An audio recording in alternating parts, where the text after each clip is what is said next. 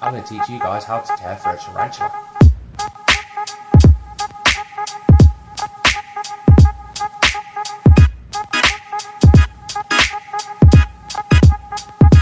So this video is going to be a general care guide for a tarantula. Now there are 1,000,001 different genuses, different species of tarantula. So it can vary from different species because they all come from different places. You might get tarantulas from high up.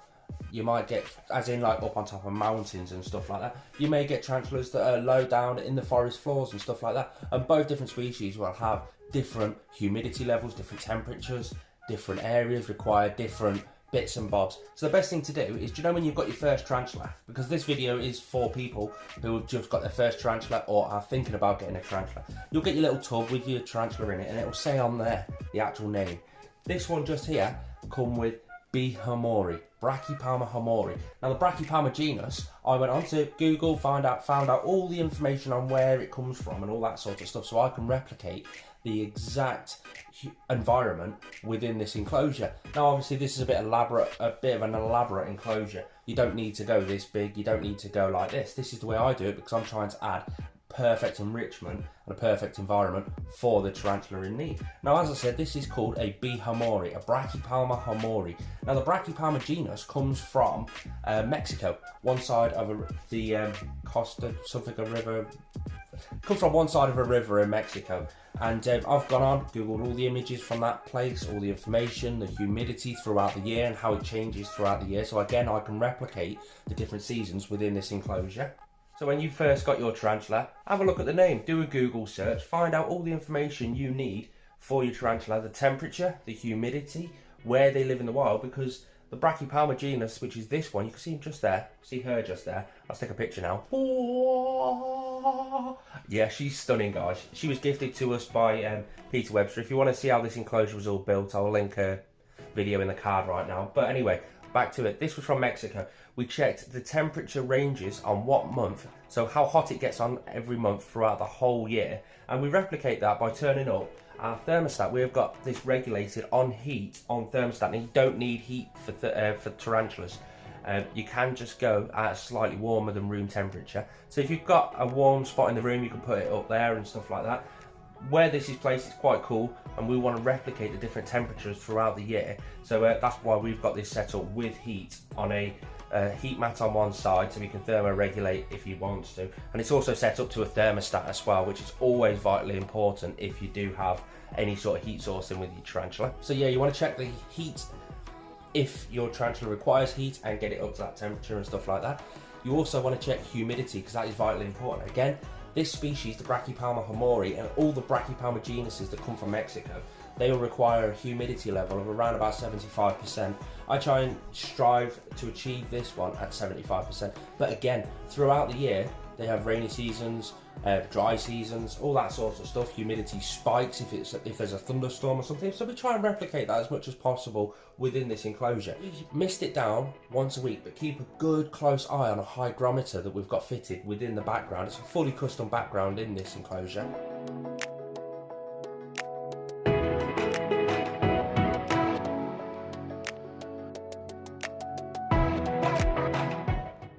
And then for the dry season out in Mexico, we drop the humidity down to around about 55%. So it's not a massive drop, but we drop it down for as long as it is dry out in Mexico. And that's just to add an awful lot of enrichment in there. Again, you don't need to go to these extravagant lengths for your tarantula. You can just keep them in a lovely little tub, set up nicely with a few little ornaments in there and a couple of hides. The things that they need the most are a couple of hides, because they like to just burrow under the hides and hide away. The Brachypalma, especially the Brachypalma females, they love to hide in little burrows and everything. So we've got a hide here, we've got one behind it, we've got a hide over there, a hide in the middle, right at the back corner. But do you know what? She never uses them.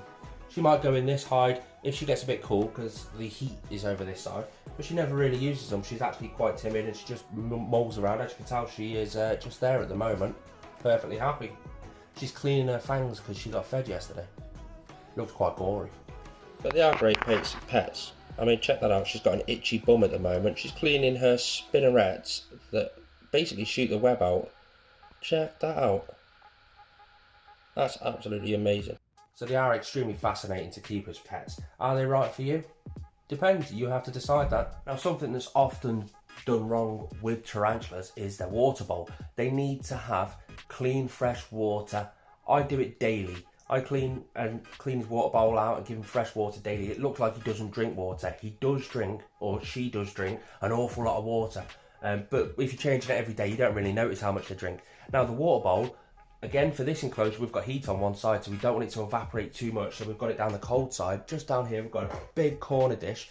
Now, you don't want the water dish too deep because you don't want them to go in there and drown and stuff like that. Let's face it, they're a big fluffy animal, so if their body gets covered in water, they're going to make them heavier. They won't want to get out of the water bowl, so to speak, and it's going to struggle to get out of the water bowl. So only a shallow amount of water is absolutely ideal for your tarantula.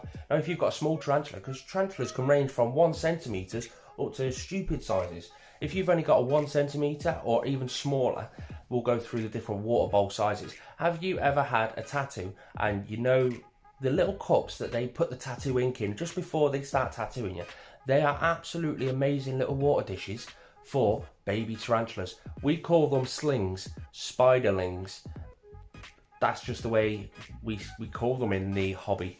So if you've got one of them, those little water dishes are absolutely ideal. If you've got anything bigger, you can use a milk bottle lid or anything like that. Again, this is a totally naturalistic, bioactive setup. So we've got quite a large, natural looking water dish in there. Bioactivity is a term where this is totally natural inside, not just looking natural. We've got all the little tiny bugs and crustaceans in there that eat his waste or her waste. I keep calling her why do I keep doing that? Why?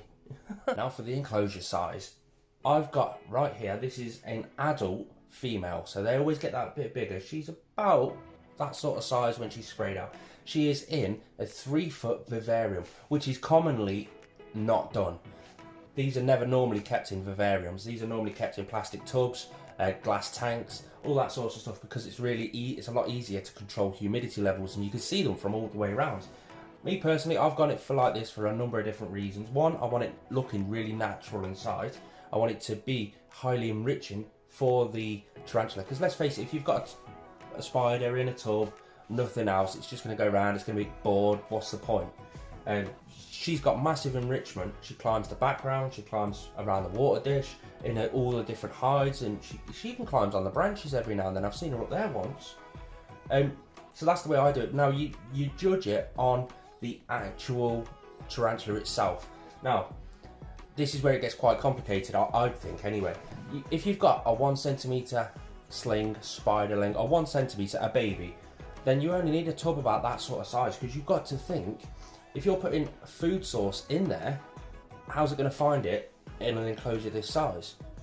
That's one thing you need to think about. As they grow, you can up the size of the enclosure. Now, some people would keep a B.hamorii in a tub about this sort of size, half the size of this. I want her to have loads of space.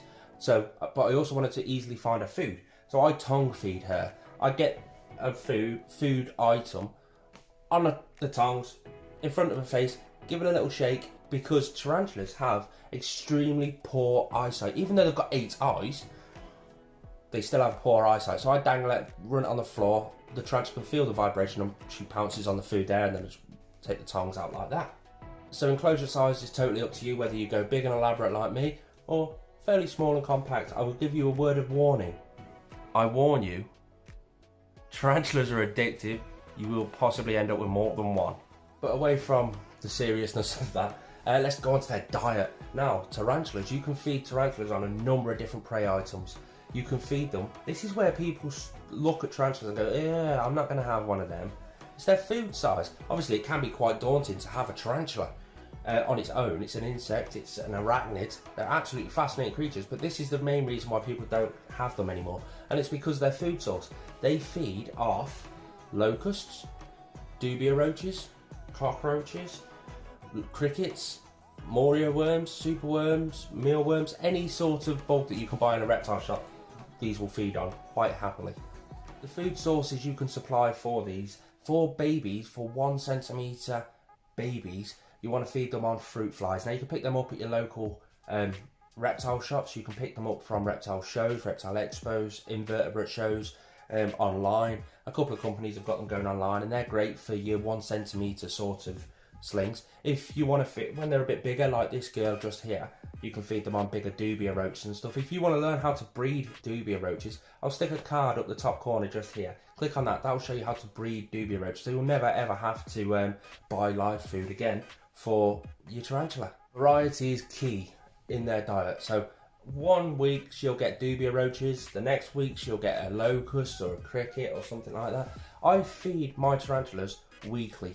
So once a week I'll give them a meal. I normally give them quite a large meal once a week, but again, I don't keep it massively strict. They might go 5 days between meals, they might go 8 days between meals. That's just the way I do it, but again, because there wasn't that much knowledge out there, so that's the way I do it. I feed them weekly near enough.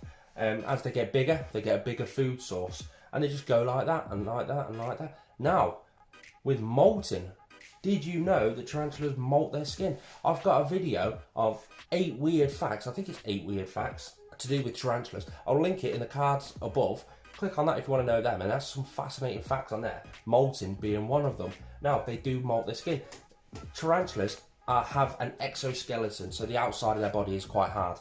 Granted, they're fluffy, which is quite strange, but it's like us, we've got a hard head, but our hair's coming through. Similar scenario for a tarantula. Now, the way the exoskeleton, just like on a beetle or anything like that, can't grow. So they have to shed that skin off, and then new skin's underneath, just like your normal snakes and stuff like that. Tarantulas are the same. Now, the way they do it is extremely fascinating.